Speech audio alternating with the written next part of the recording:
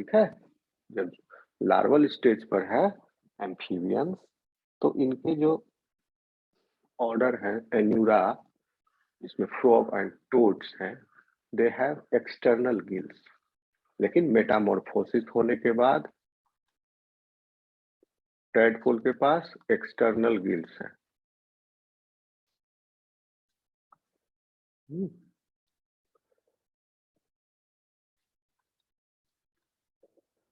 Metamorphosis होने के बाद ये किसमें, एन्यूरन्स में, दे बिकम एडल्ट। एडल्ट के पास क्या है, लंग है। इसके पास एक्सटर्नल गिल है एंड स्किन, यहाँ लंग एंड स्किन। ओके, क्योंकि अभी तक एम्फीबिया का जो बॉडी सरफेस है आउटर, अभी तक एनिमल्स में जो इवोल्यूशन चल रहा है, समझो एम्फीबिया तक पहुंचे अगर आप, outer most layer of the body surface is still alive, it is not dead. Dead कब होगा, जब केराटिनाइजेशन हो जाएगा। जब केराटिनाइजेशन हो जाएगा, then the animal is fully capable of leading its terrestrial life exclusively. Land पर रहने के लिए वो अनुकूल हो जाएगा। ओके, तो एम्फीबिया का नहीं है। ओके, तो अभी एम्फीबिया से नीचे स्किन जो है outermost cell alive, so diffusion will take place. This is the passive process. तो डिफ्यूजन से इनका भी स्किन जो है गैसियस एक्सचेंज स्किन पर हो रहा है। तो skin it keeps it's skin moist all the time. जब नहीं, ऑल द टाइम नहीं, जब सूखे के दिन में आ जाएगा तो स्किन जो है तो मॉइस्ट नहीं रहता है, तो ये हाइबरनेशन में चला जाता है।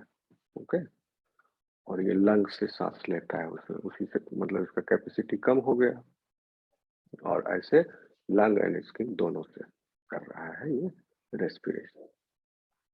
ये तो हो गया आपका एम्फीबिया।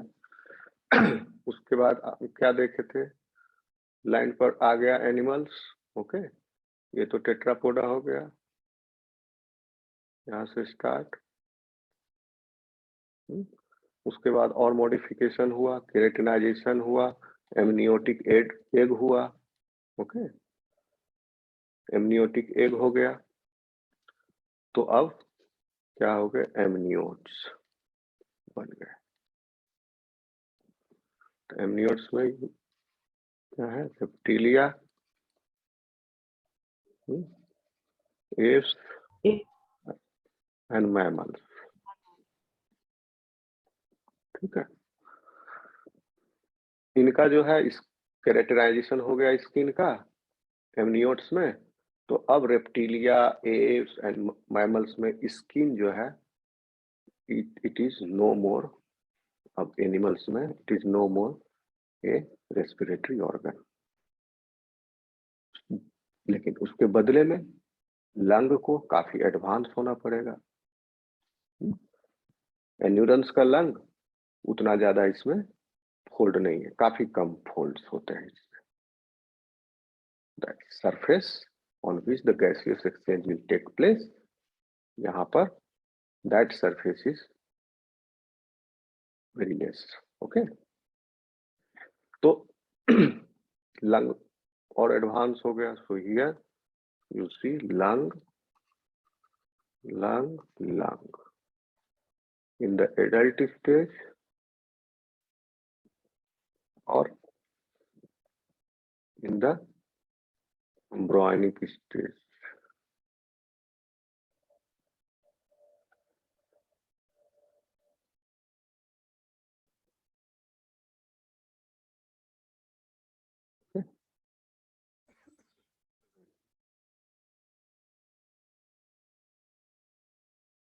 लंग कल हम आपको बताए थे, मैमल्स का लंग बता दिए थे कैसा है। ओके, क्या बताए थे स्टूडेंट, बताए थे क्लास में। यस सर, मैमल्स का और बर्ड्स का बता। आए थे।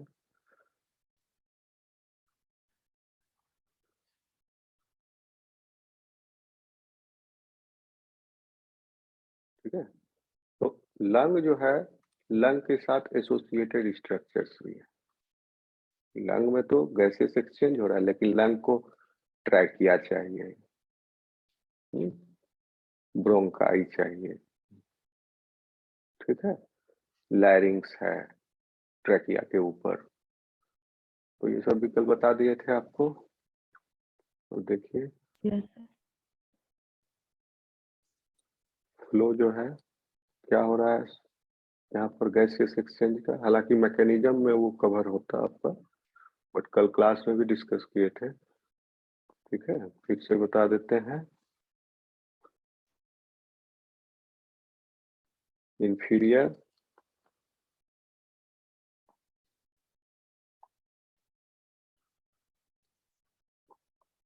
inferior vena cava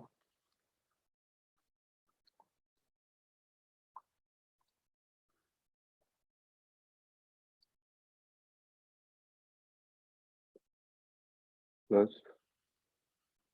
superior vena cava से ब्लड कलेक्ट हुआ पूरे बॉडी का, डीऑक्सीजनेटेड ब्लड। ब्लू से बना रहे हैं तो डीऑक्सीजनेटेड समझ लेना इसको, डीऑक्सीजनेटेड ब्लड कहाँ कलेक्ट हुआ? Right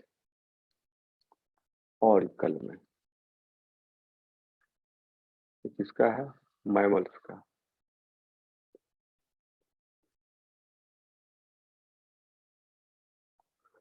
right auricle, right auricle से now this deoxygenated blood will pass through tricuspid valve,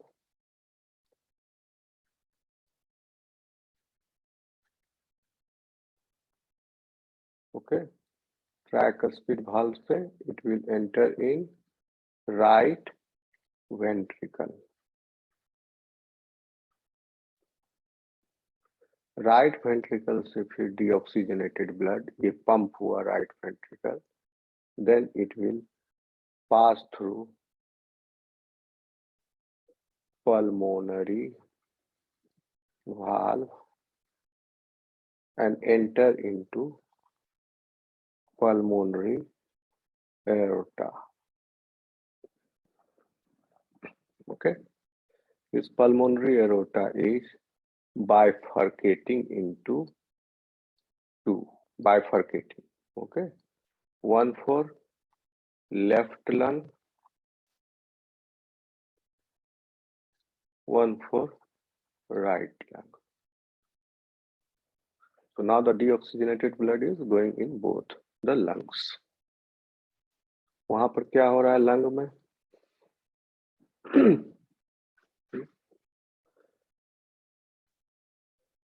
okay, left lung and right lung. तो ये किससे गया? पल्मोनरी आर्टरी से। Pulmonary aorta is giving rise to pulmonary artery.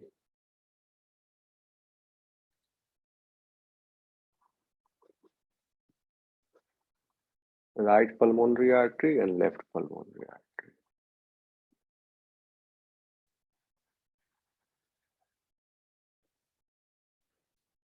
फिर pulmonary arterioles, pulmonary, फिर pulmonary arterioles, बहुत सारा ब्रांचिंग हुआ। pulmonary arterioles से फिर कैपिलरीज, ब्लड कैपिलरीज। ये ब्लड कैपिलरीज कहाँ पर है? कहाँ पर है? कल बताए थे आपको। ब्लड कैपिलरीज है तो सर ब्लड में होगा। ब्लड कैपिलरीज ब्लड में है। alveoli लाइन है सर। कैपिलरीज जो है इट इज थिन ट्यूब।